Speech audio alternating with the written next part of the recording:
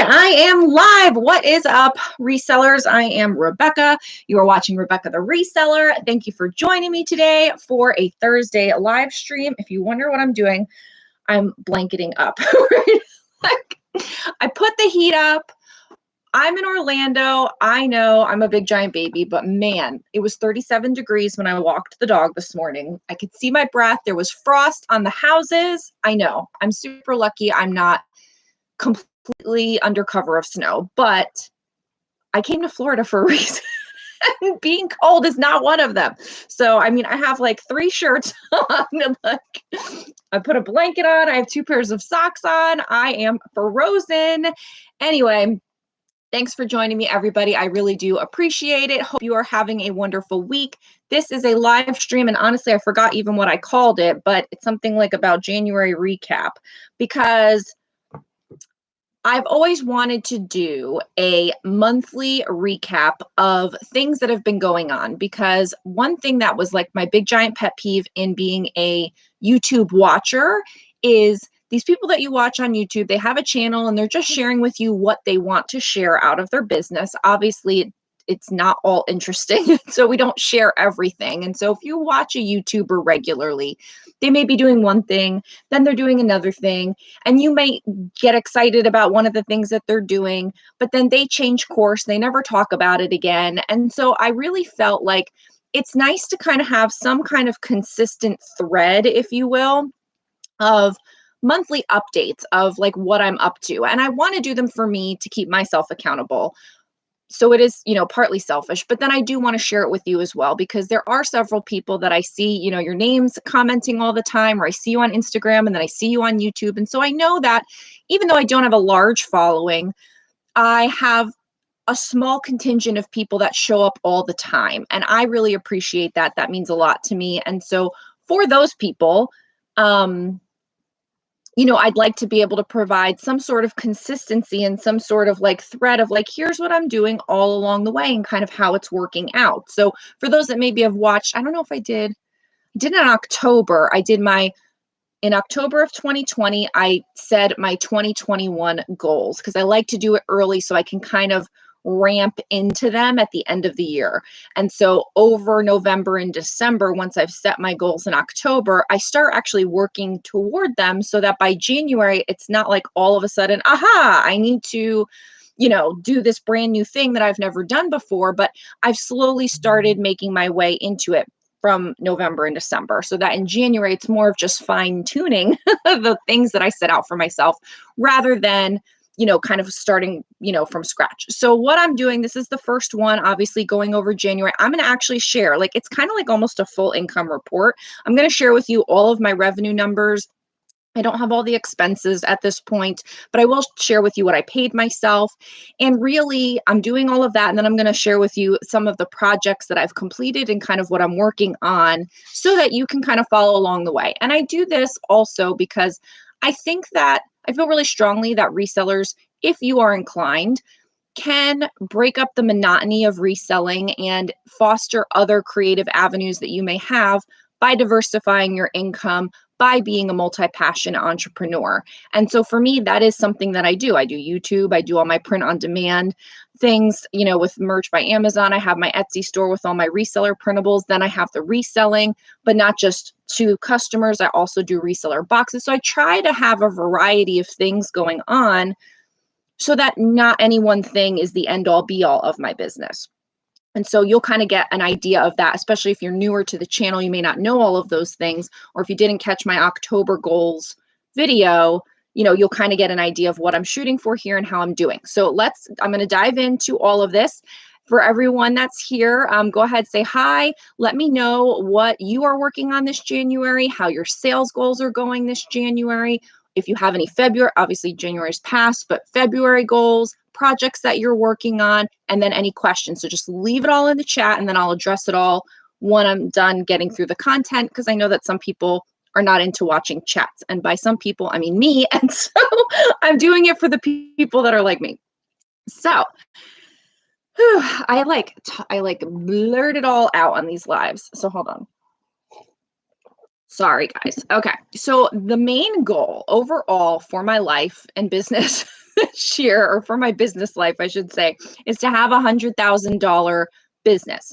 So that doesn't mean make $100,000. That doesn't mean sell in reselling $100,000. That means my entire business bringing in $100,000 in gross sales. That is my goal. So all of these things are part of that overarching plan.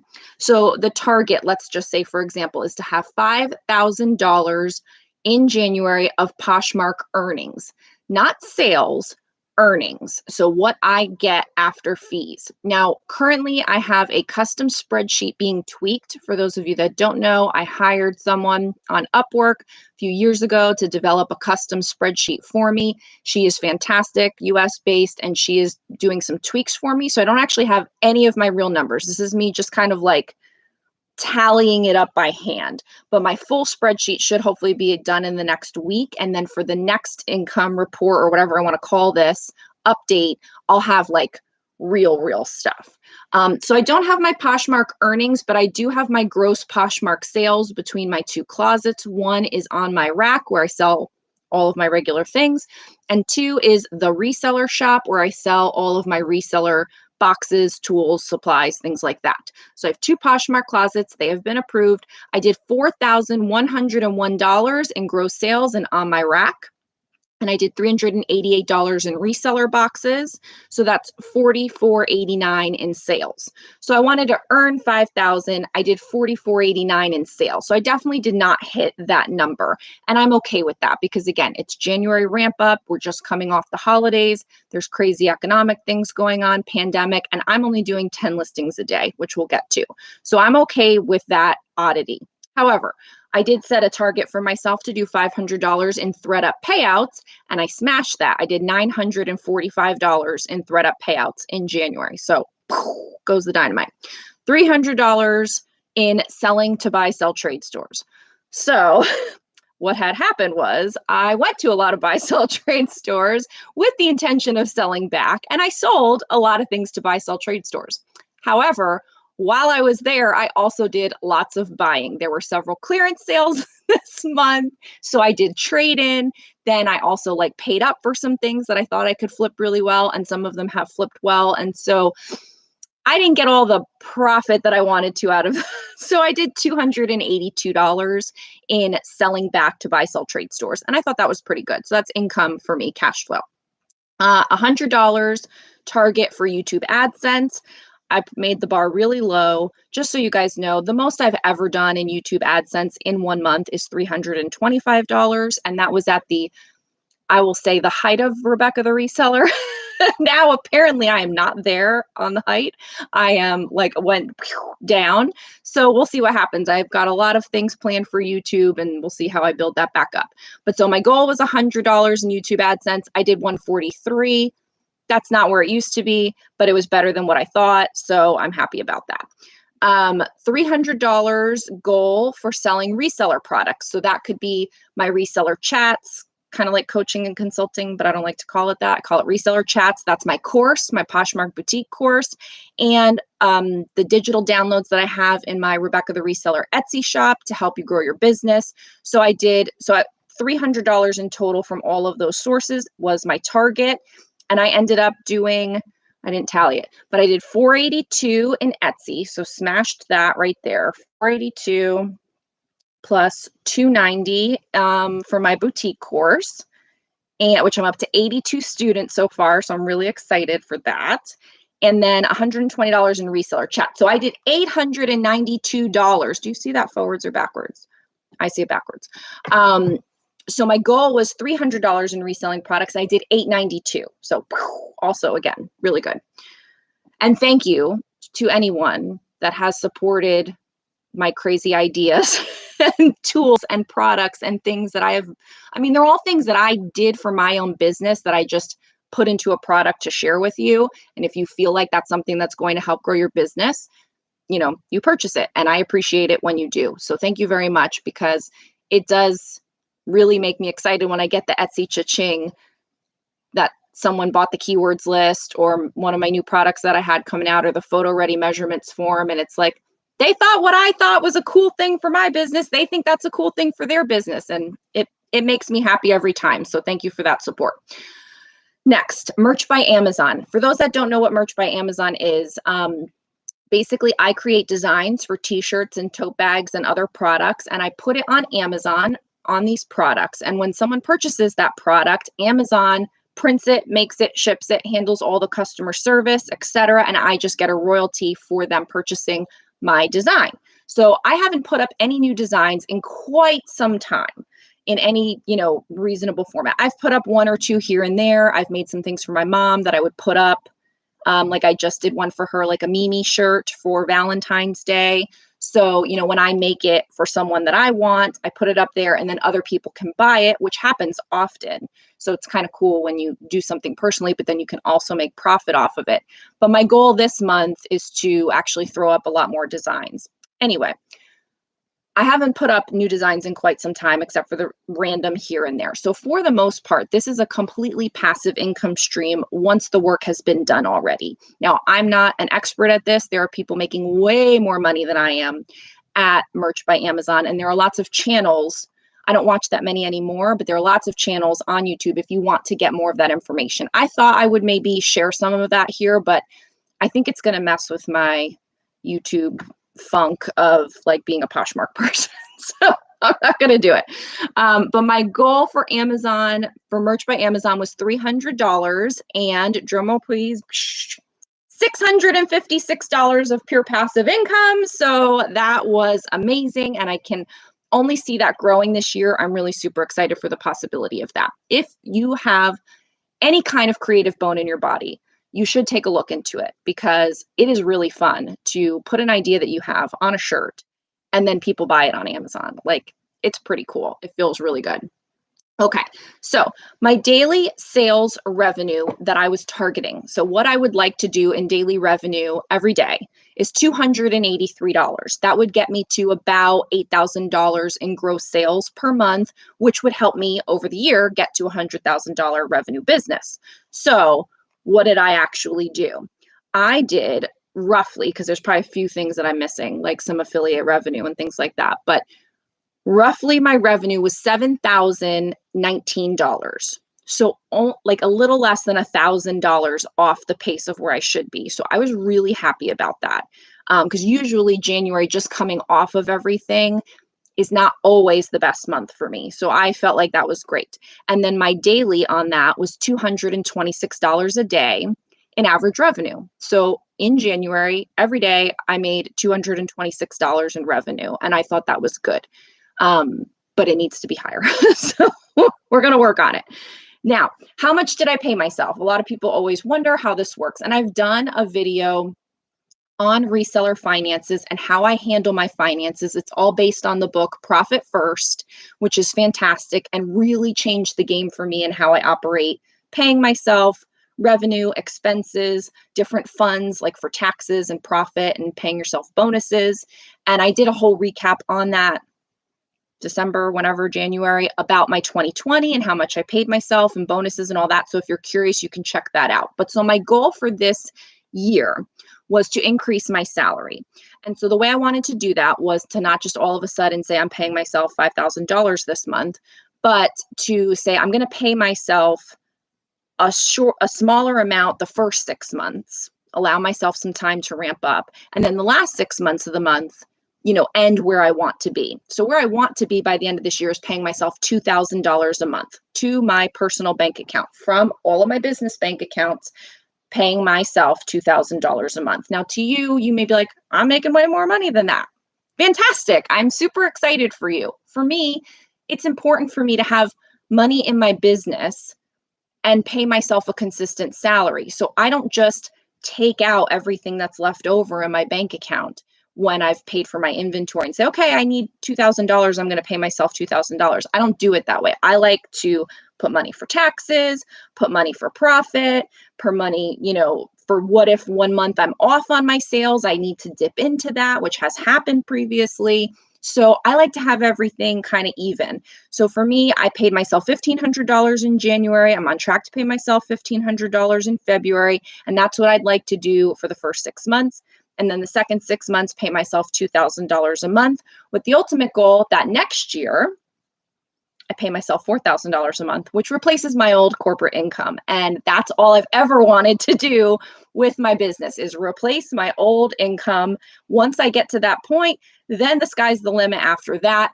But it has been so important to me to say this business that I created out of thin air when Gia was 6 months old now replaced my old income. To me, that is beyond. And so I'm chugging along toward it. So I hit my target of my monthly salary of $1,500, and that was really great. Okay. So those were kind of like the overall numbers, and I'm going to get to the chat here in a second because I'm going to run through the rest of this really quickly. These are more like not the to-dos, but the accomplishments, the tasks, things that I have shared that I'm trying to work on and want to hold myself accountable to me and to you.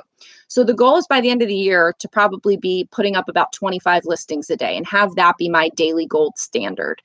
For me right now, because I am working on a lot of projects that I've put off for so long during the pandemic and homeschooling, I'm at 10 listings a day. I do that every day. It is a non-negotiable. There is not a day that that doesn't happen. And if it does, I make up for it later. So 10 listings a day is what happens here. And I have, between my reseller chats with clients or just in comments and things, have heard from people about how hard it is sometimes to be consistent or whatever. And I think it's not that you don't try hard. It's not that you don't have the best intentions or that you're not motivated. It's that you really haven't made it, perhaps, I don't know, this is my best guess, a non-negotiable. Like, before I go to sleep today, those 10 listings will be up. And for you, maybe it's 3. It used to be 5 for me, but now I know I can do 10. I know I could do more, but I'd rather work on a project. So for me, going slowly from 1 a day, can you do that for 2 weeks? Okay, great. Then do 3 a day. You did that for 2 weeks? Okay, move it to 5 a day. And really, whatever that is for you, maybe you're well beyond and, you're in the $50 listings a day range, but challenge yourself to make it a non-negotiable and then slowly incrementally increase it from there would be my best advice on that. Not that you asked, but I gave it. So I'm at 10 listings per day. So I did 308 listings in January, which is 9.9 listings per day. So while I said I'd make it a non-negotiable, obviously there were a couple hiccups. Life happens. But I feel like if I said I'm going to do 10 listings a day and I do 9.9, that's pretty good. And I think that in February and going forward, I'll take care of that and it will be 100%. So that's that. 3 YouTube videos a week was my target. Yes, I'm doing Sunday, what's sold on Poshmark. Tuesdays now is my tips video, a Poshmark closet review, whatever I've got going on. So some sort of tips video. Thursdays are my live stream, and I have something new coming. I'm not ready to talk about it yet, but it's coming mid-month. So stay tuned. I've got something new cooking. So that's working. I challenged myself to go from 1 Instagram post a day to 3 Instagram posts a day, and I've been doing that. Basically 3 a day. Every once in a while, I'm like, I don't have a photo to put up, but I have scheduled an Instagram retreat with myself. We'll talk about that later. And so I'm going to take care of that. So that's going to be fine. However, I am really sucking on daily Instagram stories. Like when I think of it, I do it. But this has not since been a non-negotiable for me. And now I need to make that a non-negotiable because stories are important. And I actually like doing them, but I just forget about it. And even though it's on my list, it's kind of one of those things that kind of gloss over, or it's on my list in a place where I'm not doing other things that lend themselves well to doing the Instagram story. And so when I'm looking at it, it's like, yeah, I need to do an Instagram story later. And so I need to look at how it's placed on my to-do list, which if you don't know, I do a spreadsheet in Google Sheets. I think I did a video on it and how I make my schedule. And there's like a weekly and daily and all these kinds of things. So check that out if you struggle with time management and want to see how that goes. But mine's always a work in progress and I'm slowly fine tuning it for this year. 2 courses. I want to make 2 courses in 2021. I'm working on my next course. So stay tuned. That is coming. It is in progress. Next, 4 reseller products. I wanted to release 4 new reseller products in 2021. The first one is complete. If you missed it, it's the photo ready measurements form. I have a video demo. It's listed in the Etsy shop. I did a lot of Instagram posts about it, so I am on track. The second one is actually almost done. So that will be coming out towards the end of this month. So stay tuned for that. Lots of really cool things coming here. So one of my milestones that I wanted to hit, and I've been reaching for it for the last 5 years, is doing $100,000 earned on Poshmark. And it's that little number that you can see in your My Stats where, it says your earnings. Mine's not at 100,000 yet. It's slowly chugging along. And right now I'm at 81,898 as when I update this. So it's a little bit higher. So I'm getting there. So it's happening. It will happen this year. I can't wait to hit that milestone. I love celebrating little wins. I hope you do too. You should take every opportunity you can to celebrate any kind of win in your business. $30,000 on ThreadUp. I just kind of threw that out there this year. I was like, yeah, it'd be nice to get to that cumulative number. So I am at $11,447 right now, cumulative on ThreadUp. 25,000 Instagram followers. I like making big numbers. I like to have something to shoot for. I like really stretch goals. Am I going to hit it? I don't know. But just having it out there as something to continually work toward is helpful and motivating to me. So right now I'm at 14.6 thousand. And it's not really about the numbers. It is, and I've said this before on things, I use that as a metric, but it's about the people that represent those numbers, of course, but the community that you can build of people that find you worth being part of your community. I don't know if that makes sense, but you can choose to follow and unfollow people. There has been some people in the reseller community that I have unfollowed in the last year because I'm like, I just don't want those posts in my life anymore. And it won't hurt my feelings, if you unfollow me. But I do think that you need to protect your own feed and your own mental state. And so people that give you something helpful, give you something to shoot for, giving you positive words, those are the people you want to keep having around. And if people accumulate in my number of followers, that tells me I'm doing something in the right direction. With Instagram, it continues to go up. I will say that with YouTube, which we'll talk about, I can see when it goes down. Like I check my numbers. I'm kind of, one of those people that checks her numbers. I like numbers. They make my head spin, but I do like seeing them because it's an indicator.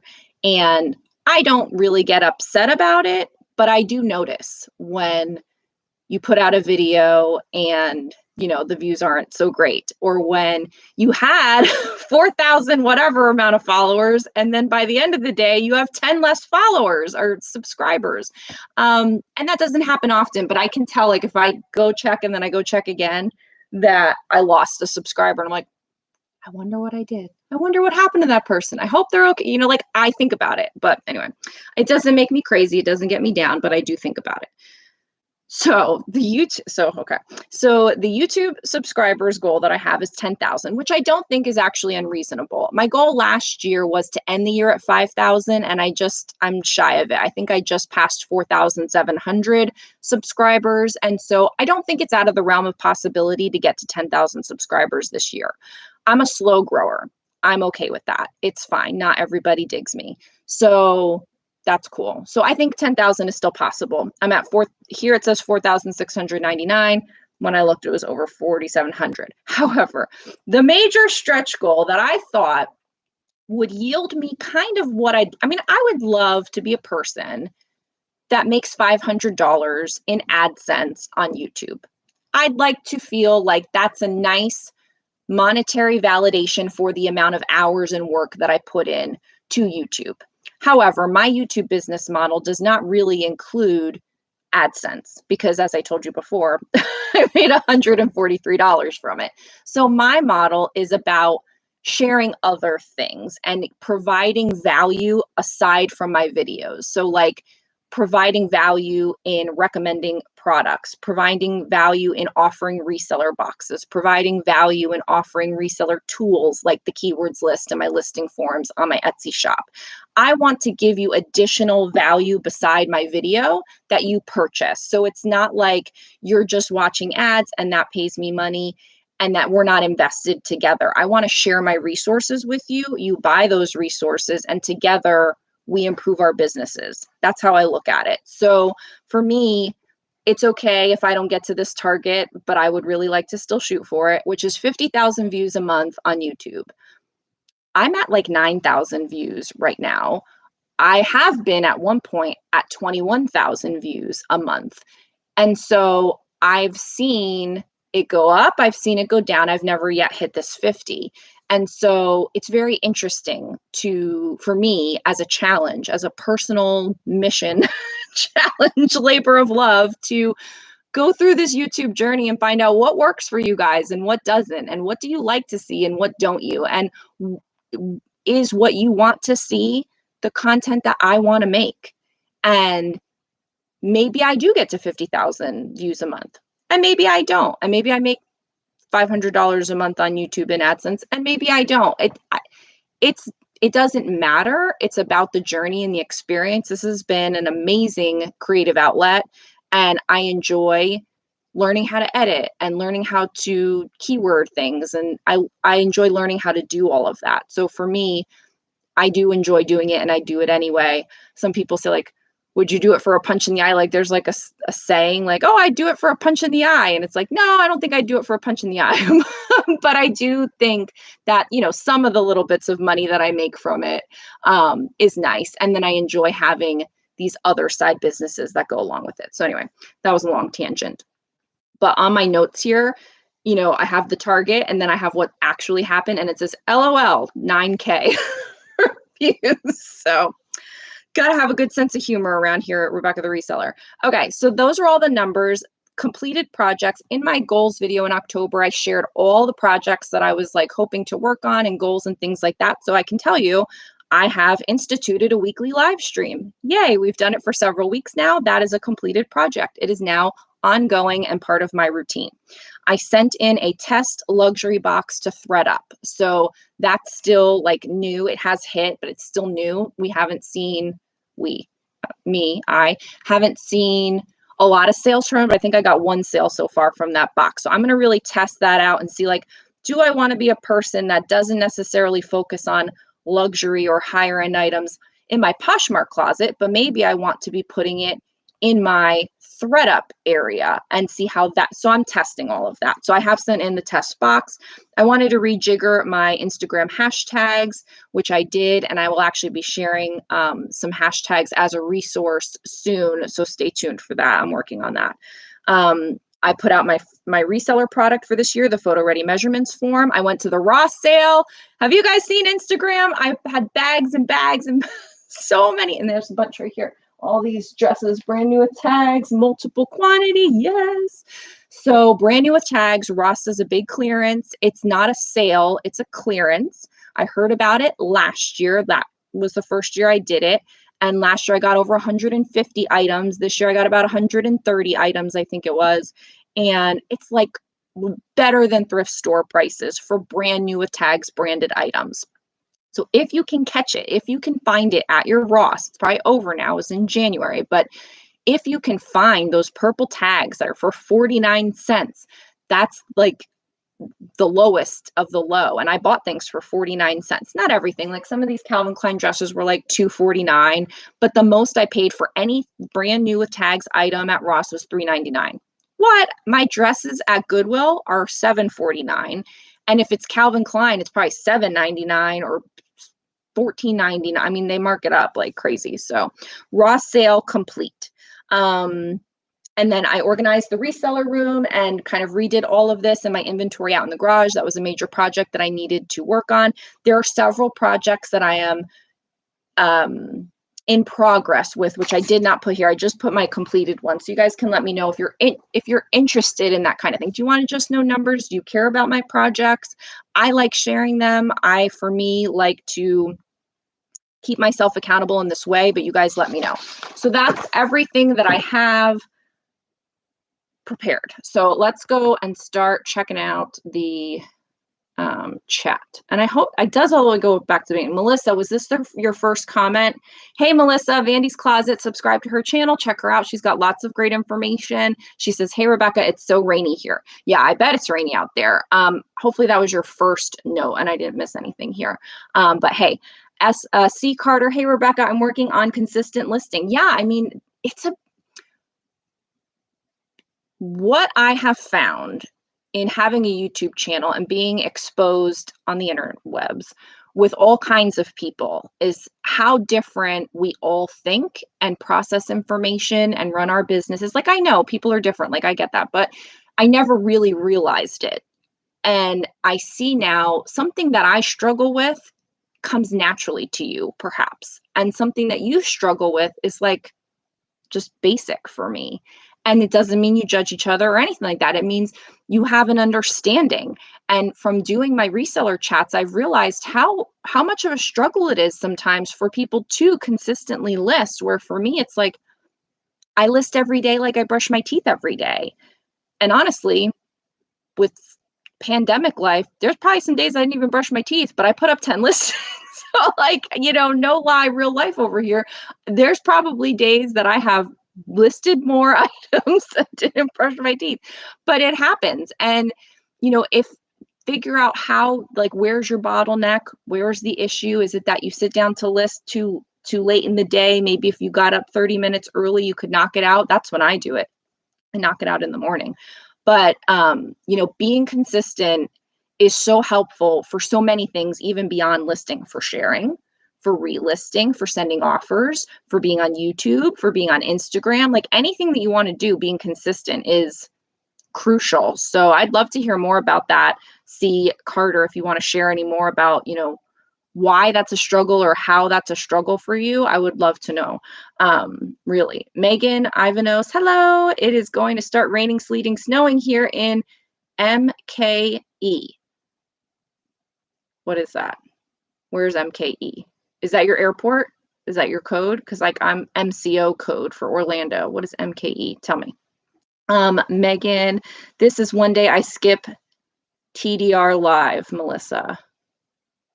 I don't know what that is. What is wrong with me? Yes, Megan, I have TDR on pause, LOL. Oh, well, something else is going on and you paused it for my live. That's exciting. No, I'm just kidding. This is my packages time every day. Okay, so Megan, tell me again where you are. I'll catch it in the chat when I go down so that way I know what you're talking about. This is nice. I'll have to tell my husband about that Amazon thing. Okay, so you guys are having your own thing over there. I wish I could get approved. I've applied 4 times and can't get approval from Amazon, so I don't know what I'm doing wrong. So I did have to apply, but it was before I think they made it harder. I started in September of 2017 is when I got approved and put up my first listings for Merch by Amazon. So I don't know what the process is now, but like I said, there are other channels, maybe you've looked into them, maybe not, that talk about Merch by Amazon, and like how I'm a reselling channel, they're in Merch by Amazon channel and they may know more. There's lots of people on Instagram too that, talk about it a lot. And so you might be able to get some tips. You may also, I've heard people say, sell on other platforms that are easier to get on, that don't require a approval process, like a Teespring or even Etsy or Redbubble or something like that. Get some sales there, and then you can use that website to show them, part of your portfolio. So, but I didn't have to do that because I did it earlier on. I'm going to go back to 10 a day and build back up from there incrementally. So it's held for review, Melissa. I don't know why. So we approved that. So yeah, I mean, I feel like 10 a day, Poshmark listings, listing 10 a day, Poshmark listings, or eBay or wherever you're listing is actually a really good number. I feel like it's manageable. It doesn't really take me that long to do those photos, measurements, drafts, and listings because I do it in those 4 parts. And I think it's manageable for a lot of people to have it be like a small part-time thing. The main thing is, if they're the right listings, you'll have really good sales. If they're the wrong listings, you may not see the same magical effect from 10 a day. You may need to do more a day. Like 2 what sold videos ago, I listed 60 something and I sold 61. So it was like however many I listed, I sold. Last week, I listed 70 and I sold 37. So it was like half. But some people don't have even that kind of rate. So then 10 may not get them where they want to go. So that's part of the difference. Okay. Hi, Michelle Marie. Anyone on Poshmark sell personal items that don't make a profit along with business items? How do you parse those out for tax purposes? So your guess is as good as mine. I do sell both. I don't do a lot of selling both. But I have sold some of my own stuff in my Poshmark closet, and I just count it as like inventory that didn't cost me anything. So I still count it as inventory in that will affect my cost of goods and cost of goods sold. And then sales are sales and they all run through my business. So I don't keep it personal or whatever. I'm not a tax person, but I think you probably could. I don't know for sure, but I thought about this if I wanted to do this. You could have the business buy it from you at whatever amount that you say. So like if I had a t-shirt and I wanted to sell it, I could have my on my rack Poshmark closet business buy it from Rebecca for $3. Rebecca gets paid $3 out of the business personally, and then the business basically just bought an item for $3. I would think that's how you would do it. I've never done it that way. I just put it in and put it as cost zero, and I'm sure that monkeys around with things, but that's a number for another day for me. But that's how I've done it. Melissa, not everyone digs me either. I know we're in this little like misfit group. Megan, same here. I've been told I'm not approachable. I'm sorry to hear that, Megan. You popped in. You are on Instagram with me. You comment on things on Instagram because I've seen your name before. I think you comment on Instagram things as well as here. So thank you very much because you seem to put yourself out there. So I don't see why people would say you're not approachable. Melissa, LOL. Let's see. It's funny. I grew up on the West Coast, but raised by East Coast parents. So my personality is way more East than West. And that makes a difference. I really do think that makes a difference. I mean, I'm from New Jersey, so that's almost like East Coast on steroids. Because can't take the Jersey out of the girl. I mean, you guys are lucky I don't swear on YouTube because I would never obviously make a cent. But I mean, I have a potty mouth. And that's all Jersey. That's all Jersey. Yeah, see, Carter, you did miss the Ross sale because it is now February and it's usually like sometime mid to the end of January. So I always just check around on YouTube and see who's starting to post things about it because most of the time people are posting things. That's how I found out about it. And that's how I usually know. And then I just try to drop everything in life that week and just go to as many Ross stores as I possibly can. And I have several, I'm in Orlando, so it's not big city, but there are a lot of shopping malls and, strip malls and things like that. So there's a lot of Ross around for me to go to. And I hit up several. Megan, I picked up some choice things at a TJ Maxx clearance. Nice. The Ross stores here barely have anything in stock. So, and that's the thing. I mean, it's probably hit or miss across all the Rosses across the country. So, I talk about it just to let people know, but it is so hit or miss that I try not to do too much on it because, or like say, like you have to go because then you go and maybe somebody drives 40 minutes to get to a Ross or something and then they have nothing. I would feel really bad. Trisha, hi. Hi. How often do you share your closet and do you use a VA? So good questions. Closet gets shared. I mean, what I tell everybody is 3 to 5 times a day. Sometimes I do it more, sometimes I do it less. Sometimes if I know that it's going to be crazy, I'll do like share bursts where I'll just share a few items every time I can think of it and get a few seconds.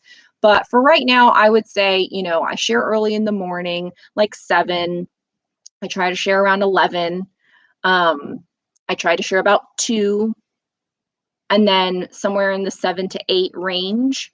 And then in that, 9, 10 o'clock hour range. So I don't know how many that is, but I'm not always doing it. Sometimes I have help and it used to be a VA and now I have, helpers that help me, but it's just like whatever works for you to get your closet shared multiple times a day along the 3 to 5 times route is what I think a person should do. So if you are physically able to share your closet 3 to 5 times a day, then you should do it. If you realize that you doing it makes you crazy, you don't want to do it, or you can't actually get it done and it doesn't get done unless, if you don't do it, it doesn't get done. That's when I think people should hire a VA. So I did have a VA for quite some time, and she shared my closet. And then for a while, she even brought her brother on board, and her brother helped me. I mean, but I didn't start there. I started hiring somebody locally on Facebook. Then what did I do? Then I hired a college girl in the Philippines. Then after that didn't work out anymore because she got inconsistent. Then I hired like a full-on VA that helped me. I mean, I should have made her like vice president of my business because she did everything. And that's when Gio was like 1.5 to 2.5 years old. I had a photographer and I had a VA. And I have a lot of videos on this on my channel. And that time in my life, our life, that season, if I wanted to have the business being built, someone else had to help me with it because I wasn't going to be able to do it with a little squirt that age. I felt like 1.5 to 2.5 years old was like the hardest age to be a reseller mom person. So, I had a lot of help then. I had somebody helping me with Merch by Amazon. I had a photographer. I had a VA. I had up to 6 VAs at one time. Like in snapshot of one time, I had 6 VAs helping me. That didn't last for very long because there was too many people to keep track of. But I do recommend, if you can't put in the time to get your closet shared 3 to 5 times a day, to try to find a little local helper, a local high school student, a local college kid, an elderly person, a stay-at-home mom, whoever, somebody you know and can trust and can communicate with easily. And once you get the ability to kind of have another person in your account, to have the idea of someone helping you and to be accountable and communicating with another person or an employee, kind of. Once you get that down, then I think it's smart to go to a VA. Some people can just go straight to a VA, but I needed to take baby steps, and it was a natural progression for me, and I'm happy with it. And now that I have more time and I have other ability for people to help me, locally and stuff like that, I'm less worried about the VA. But I think at some point during this year, I'll probably go back to a VA for all kinds of things in my business, not just for sharing. So that was a long-winded answer, but I have a lot of thoughts on VAs, and I think they're fantastic. And if you can put in the time and effort to find one and train them well and rely on them and trust them, they can take your business to amazing heights. Michelle Marie, I have been to Ross every week starting in January, and they don't have 49 cents in my store, but they do drop prices drastically every time I'm there. So that's good. But usually everything is gone from the previous week. So that's interesting.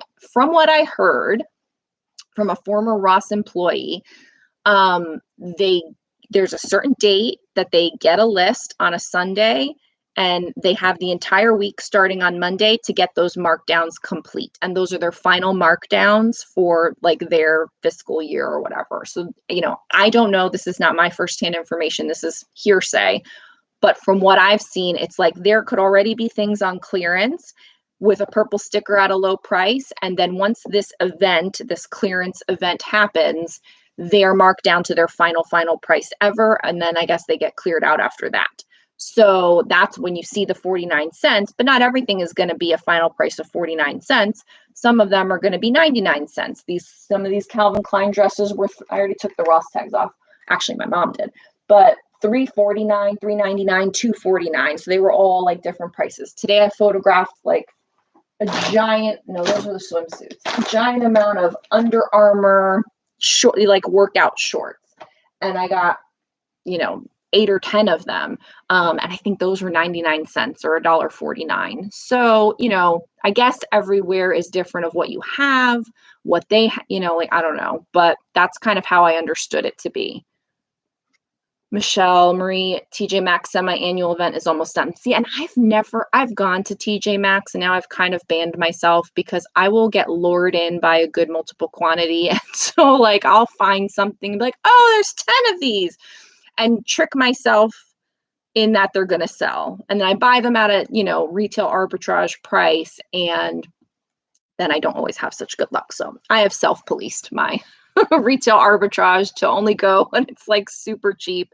And I haven't really ever had good luck at TJ Maxx getting things super cheap, but I haven't really looked into it. So maybe next year will be the TJ Maxx year. Milwaukee. Oh, okay. That makes sense, Megan. Thank you. I don't, sorry. I didn't know. MKE. Okay. Milwaukee. That makes total sense. Oh, Melissa, hey, TDR is the damage report. Oh, you're Young Turks. Okay, so we talked about that. Sorry, didn't know. I think I am going to Etsy. Great idea, Rebecca. Thank you. Yeah, I mean, Etsy, I will say, I had an Etsy store for this. It would do okay.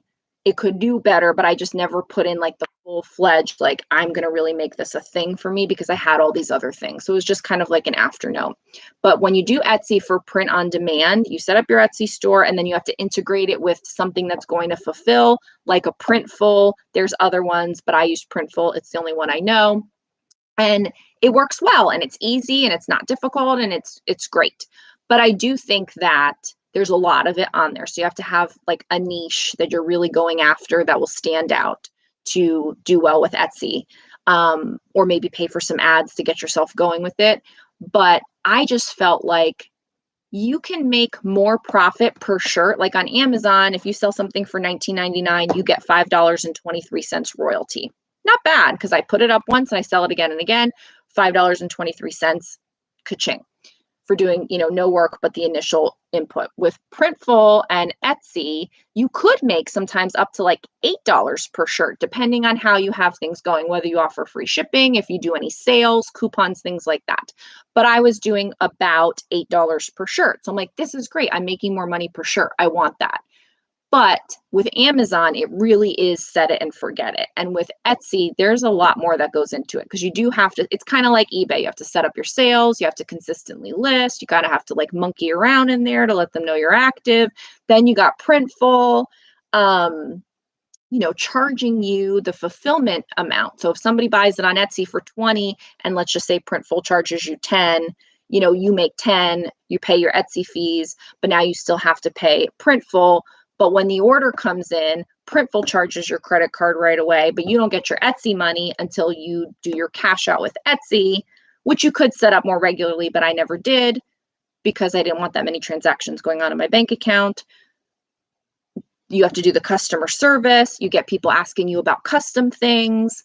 Sometimes Printful goes out. Like during the pandemic, that's when I shut down my Etsy store because they were on such backup of doing things that I was like, I would get orders and then Printful was like 3 weeks delivery. And then I would go back to the person and say, it's going to take 3 weeks. And then they would want to cancel. So there's a lot more that goes into it. But if you're going to do it, it's a great place to learn and a great place to get it set up so that you could get on merch and then build that more. But merch is like, you put it up and you set it and forget it and it's over and done and you just collect some money. So yes, that was my Cliff Notes. Melissa, you can swear. I know you can swear on YouTube, but then don't you get demonetized or can't you? Because I've actually wondered that. There are some channels that I like and they swear. And then I'm like, how are they making money? And if they're not making money, why would they do it? Because don't advertisers not want to advertise on channels where you swear? Tell me, because maybe I'm going to start letting loose. The Flippin' Hustler. Hey, Rebecca and chat. First time here. Well, welcome, welcome. Thanks for being here. Hope you haven't left already by my crazy talk over here. But welcome.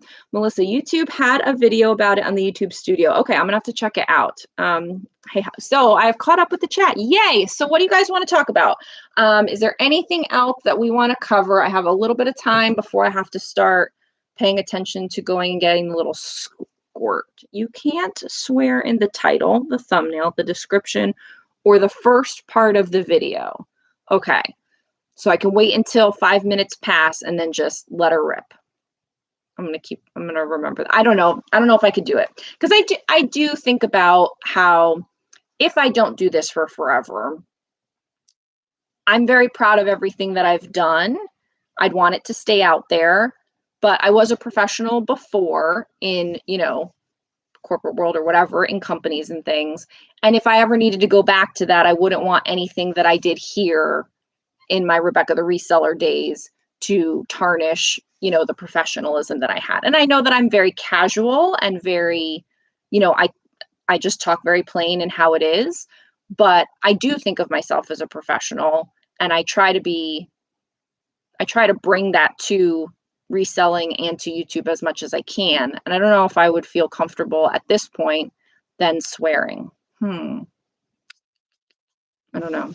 to think about it. I watched your closet review and took a lot of the advice. Awesome, Megan. Good. Thank you. I mean, yeah, some people like to have their own personal closet review done because it's hard for them to see themselves in the advice or the things from other people. Some people, it's hard for them to be objective in their own closet.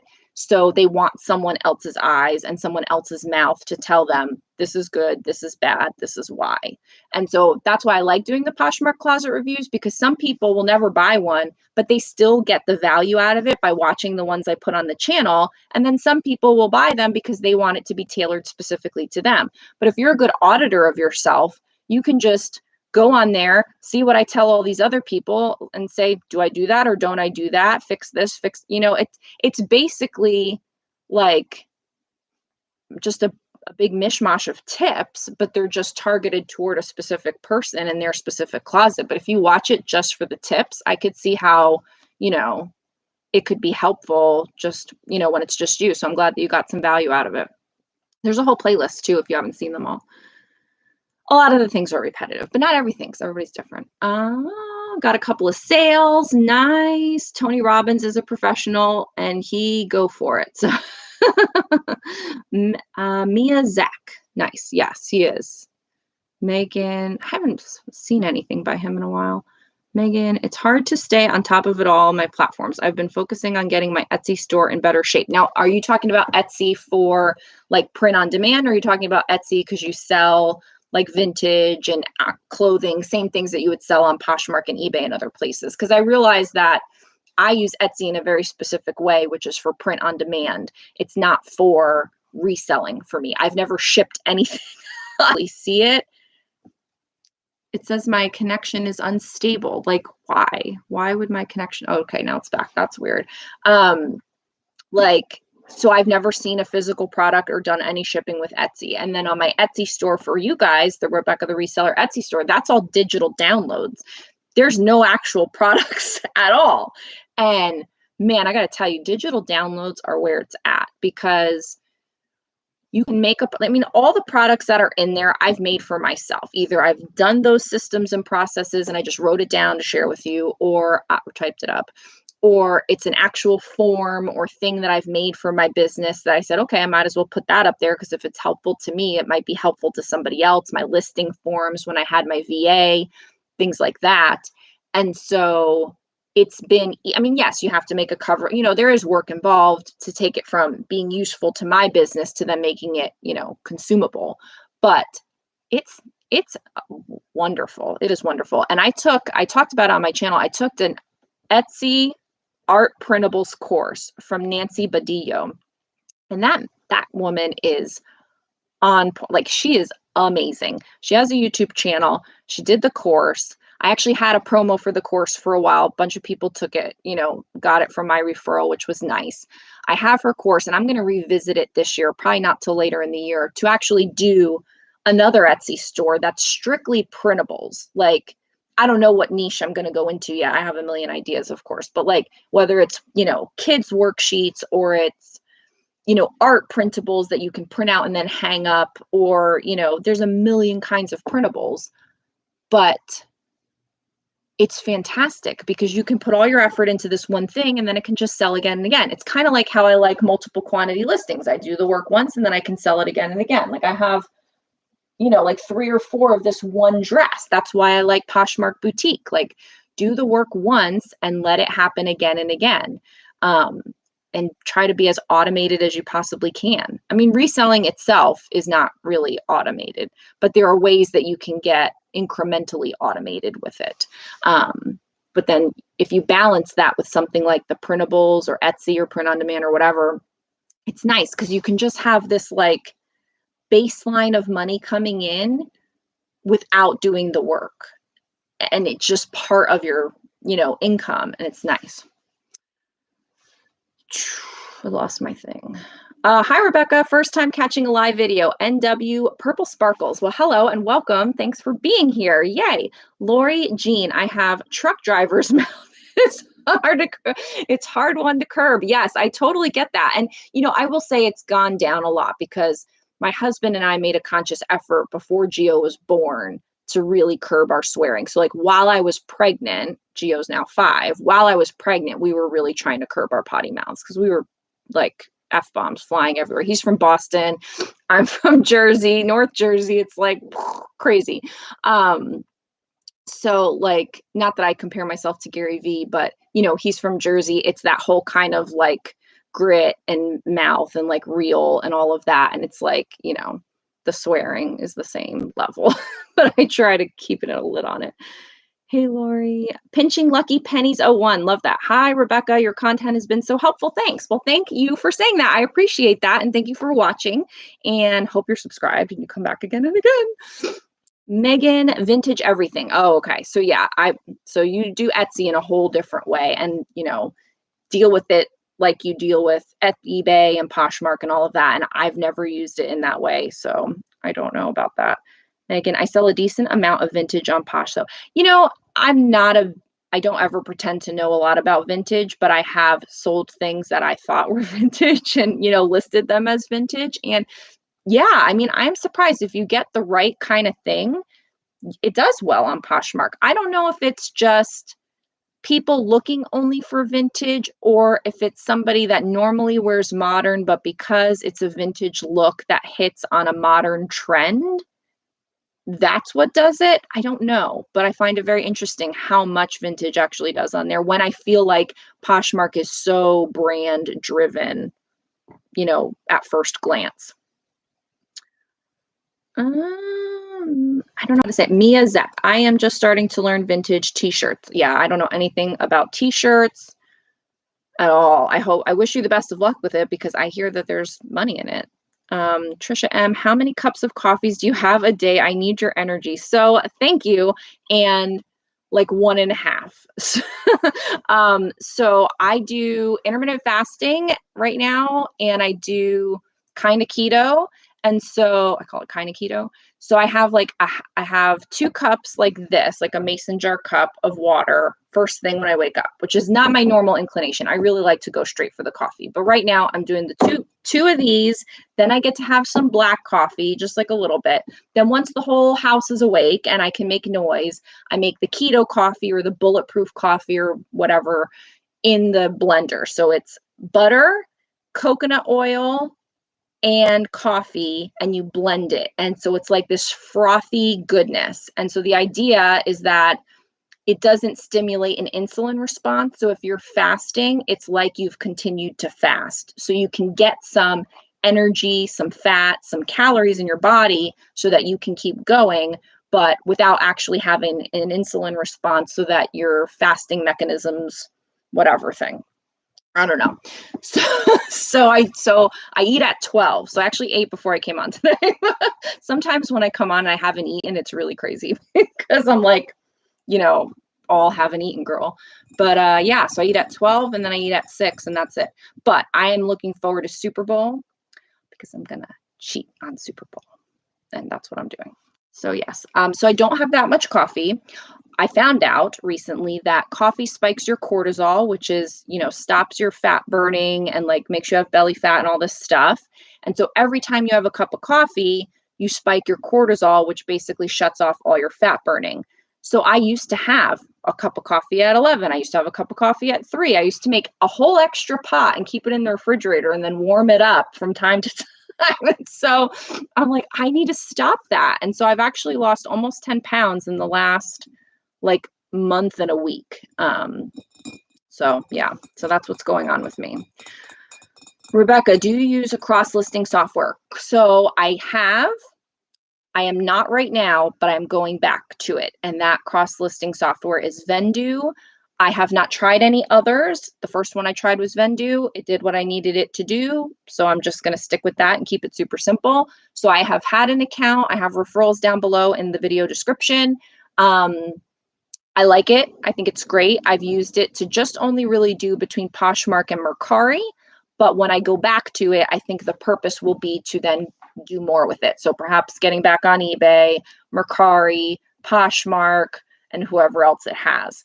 But when I was doing it initially, I just wanted it for relisting purposes. And like just when I started doing it for relisting on Poshmark, that's when Poshmark came out with the copy feature. And I was like, oh, well, I don't need this. And I was like, well, I have it. Let me put some things onto Mercari. And oddly enough, it was mostly boutique items that I was selling at the time because it was during the pandemic and I had sent all my thrifted stuff to ThredUp and I was just selling Poshmark boutique. And like boutique stuff was selling on Mercari. And I was like, yes, okay, this is great. So I kept doing it. I talk about that in my course because I don't think many people would figure that boutique items that are meant for Poshmark sell on Mercari, but they did and they do. So I'm going to get back on it, but I canceled it all for a while because it did get to be too much with the pandemic and with homeschooling Geo and kind of all of that. And then I knew he was going to go back to school and I wanted to like, I have on my list of projects, like a complete listing overhaul. Like I've done a lot of different testing and experiments with my listings, a lot of the things that I give in my tips and Poshmark closet reviews. But if you actually looked at my closet, you would see like, oh, that's something that she said. And then, oh, that's something she says not to do because I've evolved over time what I recommend and what I find works, but I never go back and fix it all. I used to do that kind of stuff when I had my VA, but now when it's just me, it's like I just need to keep moving forward. It's hard for me to go back. So one of the major things, I don't think it's going to happen in February, perhaps in March, when I will do like literally go into every single listing and completely revise the whole thing. And I'll probably document it in some way and see what happens and then like relist it as I'm doing it. So we'll see how, and then I'll get back once everything's good, then I'll get back on Vendu and cross post things. It's never a short answer with me, is it? I find that when I model vintage pieces, they sell better. I would bet, Trisha, I would definitely bet that that's the case because it is hard. I mean, I've seen some things that I know, especially when you're looking for like high-waisted denim and it's like, you know that it's old and it's like 100% cotton and it's all rigid and there's no stretch to it or anything. It's an older pair of vintage jeans and maybe it's like Calvin Klein or something. You can see the tag and it's like, oh, I used to wear those back in the 90s, which is now apparently vintage, whatever, crazy people. But like, you look at it and you're like, this is not what, like this size 6 does not look like the size 6 that I think it is. So there's definitely some sizing things. So I'm sure that helps. I don't want to model the clothes. I don't know that there's ever, I've modeled a couple hats and I think there was one vintage Columbia snowsuit that I put on, but I hated every minute of it. I don't want to, I'm on camera this way, that's fine, and on Instagram, but I don't want to be like, let me put this item on and show you how good it looks so you want to buy it. So I don't think it looks good on me. Like, I don't know. Maybe if I lose a whole bunch of weight and I'm, a size 6 again, maybe I'll want to be so excited. I'll go on and start modeling all the size 6 clothes just to show off my new bod. But I don't know. There's something about modeling the clothes that just really, I don't mind touching them. It's not like a skeevy thing of like putting it on or anything. I don't feel comfortable like modeling them. So good for you that you do that. I think that's awesome because I do not have the, I'm confident in a lot of things, but that is not one of the things that I'm confident in. If I need dairy-free bulletproof coffee, what can I use instead? So you can use, I think ghee, because I think ghee doesn't have whatever the things that make dairy. Ghee is like purified, clarified, something. Look it up. Dave Asprey is the guy that does Bulletproof, like, because that's an actual brand. And he talks about all that kind of stuff. And I have the Bulletproof branded packets. Like sometimes let's say I'm out of coconut oil or I don't have the butter or whatever, I can use these packets. You can get them on Amazon. I don't know if I linked them, but I should link them in my Amazon store just in case. But I've bought Bulletproof stuff off Amazon, a bunch of things, and that's very good because my Walmart used to sell it and now they don't. But now I've just been doing like, the poor man's version of Bulletproof because I'm like, I'm at home. I don't need this packet. Like a packet is meant for when you're traveling on the go. I'm not going anywhere. So I can scoop out, I do a tablespoon of the coconut oil and then what's considered a tablespoon slab of the butter, unsalted butter. And then that all goes in the blender. But what I do is I actually make packets. I think I put an Instagram post where I like prepped everything. So I prep everything on Sunday. I prep little things of olives that I can just grab and go. I prep little things of seeds that I can just, and when I say grab and go, I mean from the kitchen to the living room. Because that's where I'm going these days. And so I prep everything. I'm a big, like, let me do it once. Let me open up the container once. Let me go into the pantry once. I hate doing things again and again. I like make a system for everything. So I think ghee might be your answer, but I would research that online because I'm not 100% sure. I can't fit into many of my vintage pieces right now. Well, it happens, right? It happens. Don't worry about it. Maybe someday. And if not, it'll sell otherwise anyway. Cassie C, how much does Vendu cost? I don't know off the top of my head, but I want to say that the lowest price was for 25 new imports a month without any of the add-ons was like $8.99 or $9.99 a month. My referral link down in the description gets you, I think, 25% off for whatever you're like first, I don't know if it's for 6 months, first month, whatever it is. So there is a discount involved. So I'd love it if you use that. And you can add on different things. So I always added on, I did the lowest monthly subscription that I needed, and you can up it and lower it and they prorate it. So you can go up, import a bunch of stuff. And then if you aren't going to do that many going forward regularly, you can bump it down. But I did do the add-on for relist, delist. I found that to be way valuable. And what was the other one? There's like 4 different add-ons. And I did relist and delist. I guess, was it importing? I don't know. Maybe somebody, Melissa, do you use Vendu? I don't remember if you do or not.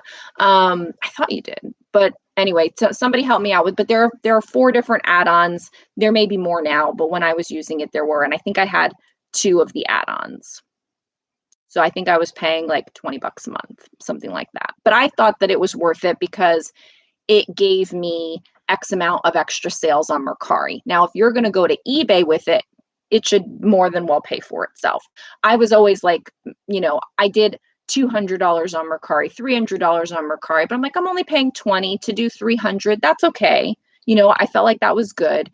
But if I was using it to do Mercari and eBay and somewhere else, then yeah, it's definitely worth it.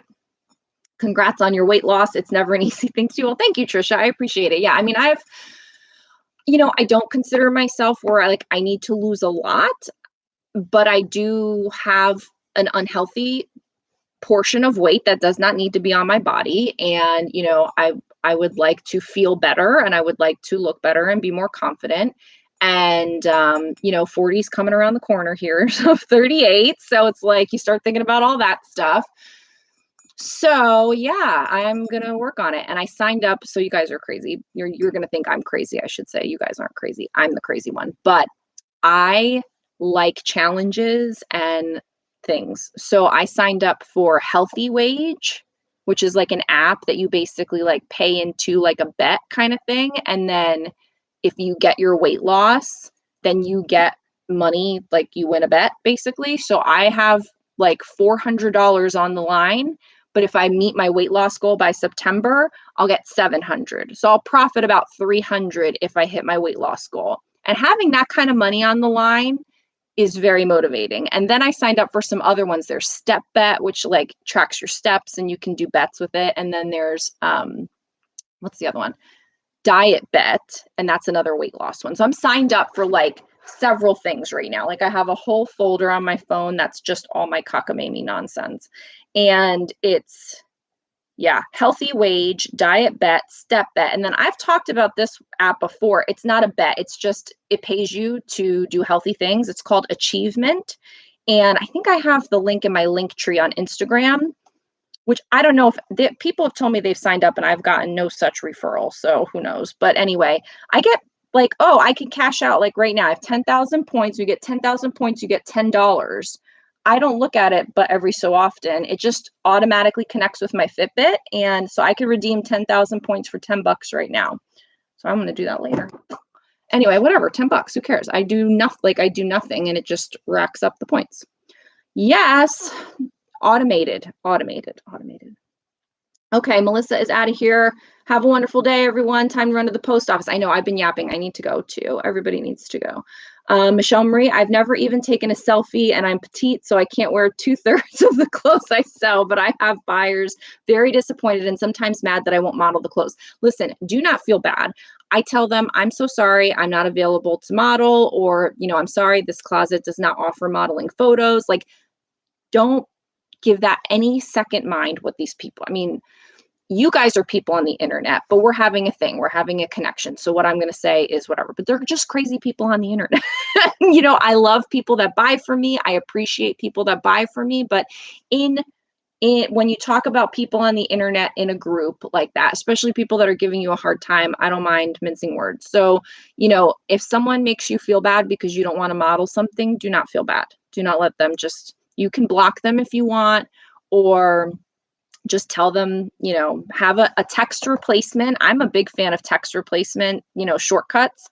That way it's easy for you to respond and not give it a second thought, without getting emotionally charged as you're like writing the response. Because there are some really stupid questions that I hate getting. And so I have text replacements for them, because every time I write back to them, I could feel my blood pressure and like the red in my face just going up and up and up to like the smoke is going to come out. Like, that's why I have thin hair up here. Because probably like it's the cartoon smoke coming out of the top of my head for how upset I get. I mean, I'm over it 2 seconds later, but in that moment, I want to blow my stack. So don't let them make you feel bad, because they're just people on the internet. And if they can't figure out how to do measurements, like, it's not your responsibility to model the clothes. It's your responsibility to provide all the information for them to decide themselves. And if they're visual, then they can buy it from somebody else.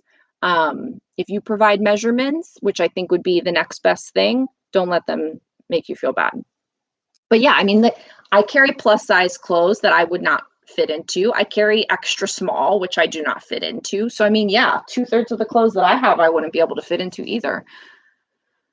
Okay, let's see. Check out Diet Bet. Similar concept. Yeah, that's it. I have it. Diet Bet, Step Bet, and then Healthy Wage. I'm signed up for them all. I have all kinds of money on the line right now, which is why I'm really sticking to it. I mean, I've had a couple cheat things, like Inauguration Day was a cheat day for me. Super Bowl is going to be a cheat day for me. I'm not going to do, who cares about Valentine's Day? I have a husband. It's fine. We love each other, whatever. So I'm not doing anything cheat for Valentine's Day. I'm more excited about Super Bowl than I am about Valentine's Day. So I'm working in a cheat day like every so often, but honestly, yeah, it's a bummer that I can't have carbs right now. Like, I made chicken salad last night and I had the chicken salad, which with the vegetables, and Gio and my husband had a chicken salad sandwich. So yeah, it'd be nicer as a sandwich, but do I need to have that sandwich? No, I can live with just the chicken salad and the vegetables. Fine. So this is manageable. I can do anything as long as it works and it accomplishes the goal. So it's when I feel like I'm starving myself and do all these workouts and like spend an hour at the gym 5 days a week at 5 a.m., which I used to do, and literally see no weight loss, that makes me crazy. But the fact of doing what I'm doing now, which is the intermittent fasting coupled with the keto, coupled with working. It is working. It's not working like, Biggest Loser dropped 10 pounds in a day, but 10 pounds in just over a month, I think, is respectable. So, Courtney, God love you. Courtney Latham, I love hearing about your projects. Well, thank you. You're probably one of maybe a very small amount of people that care. I mean, I'm pretty much banned. Like, even my sister, she's probably not on right now, has banned me from discussing many of my outlandish, crazy ideas with her. So I appreciate that you want to talk projects with me, because I have no shortage of them. Trisha is laughing and now she's crying. I can't give up carbs. Is it hard to do? I mean, there's a lot of ways that you can do keto. I'm not an expert. There are a lot of channels out there. I will tell you, there's this one girl's channel. I told it to Melissa. We talked about it the other day. Although she's going to the post office, but her name is Autumn Bates. Cute little skinny little blonde girl out in California or wherever she is. And she talks about walking. She talks about, low, no carb, but mostly it's not about the low, no carb as it is being satiated, working with your hormones, and protein, fat, and fiber. And so those are the things that will keep you full and satiated. And that's the key to being able to do intermittent fasting or to give your stomach a rest in between meals and not have 6 meals a day and not snack multiple times a day, but to um, have a meal and then go 3 or 4 hours and let your body work through all of that and let your insulin come down and all about the insulin response and things like that. So a lot of her tips, and I've binged her videos like in the last couple of months. And it's just, I mean, that information that she's provided, she's a nutritionist, that information that she's provided, coupled with the fact that I put money on it, I think it's really what has really led to, because, it's only been a month and so often. But I mean, this is the kind of person I am. If I set myself to it, it will happen. I've done a 21-day juice only fast with a child and cooking dinner for my family. If that doesn't say willpower, I don't know what does. I'm tooting my horn on that one.